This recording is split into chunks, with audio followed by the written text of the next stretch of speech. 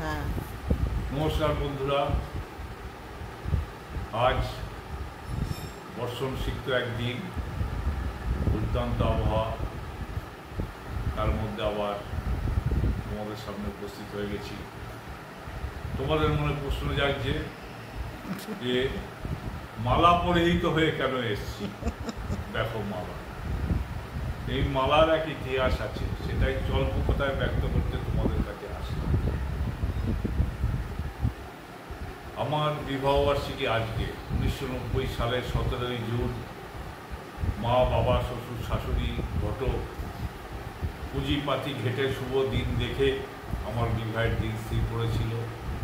কিন্তু পাড়া প্রতিবেশী, আত্মীয় স্বজন, বন্ধু বান্ধবের গুতোয় পড়ে, খেলায় পড়ে অথবা জ্বালায় পড়ে আমাকে গতকাল সেই বিবাহবার্ষিকী পালন করতে হয়েছে।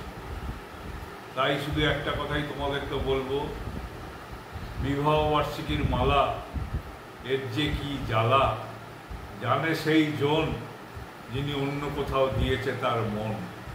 বুঝলে তো? সেইটাই বললাম তোমাদের, আর বেশি কিছু বললাম না। বেশি কিছু বলতে গেলে আবার গৃহযুদ্ধ লেগে যাবে। এই বয়সে গৃহযুদ্ধ সামলানো আমার পক্ষে কঠিন হয়ে যাবে। ঠিক আছে, তাহলে চলো আসল কথায় আসি। আজকে মধ্যাহ্নভোজের টেবিলে কি কি আছে দেখে নেওয়া যাক। এই মালা এখন আমি ত্যাগ করলাম।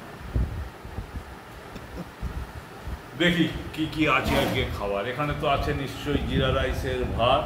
দেখি, হ্যাঁ, এখানে ভাত আছে, আর আছে ডাল, তার সঙ্গে আছে দুটো তরকারি, আর আছে চিকেন কষা, সব কিছু আছে। আর এদিকে যেটা আছে সেটা আমার মন করে আমচান।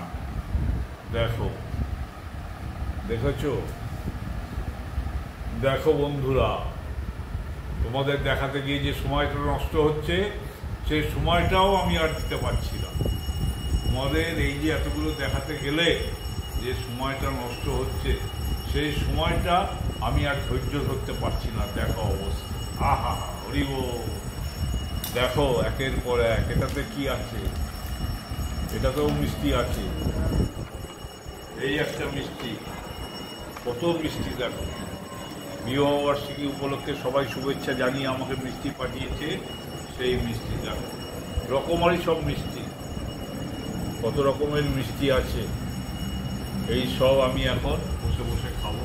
পরিশেষে একটা কথাই বলতে চাই, মালা নিয়ে যতই জ্বালা হোক, তবু এই বিবাহবার্ষিকী যেন প্রতি বছর ঘুরে ঘুরে আসে। অন্তত আর কিছু না হোক, দুটো একটা দিন ডাইনিং টেবিলের মধ্যাহ্নভোজ ডিনারের চেহারাটা একটু পাল্টাবে ভাই। সেই জন্য বলি, মালায় থাকুক যতই জ্বালা, ঘুরে ফিরে আসে যেন এই মধ্যাহ্নভোজের থালা। ঠিক আছে, ভালো থাকবে সবাই, সুখে থাকবে, শান্তিতে থাকবে। নমস্কার।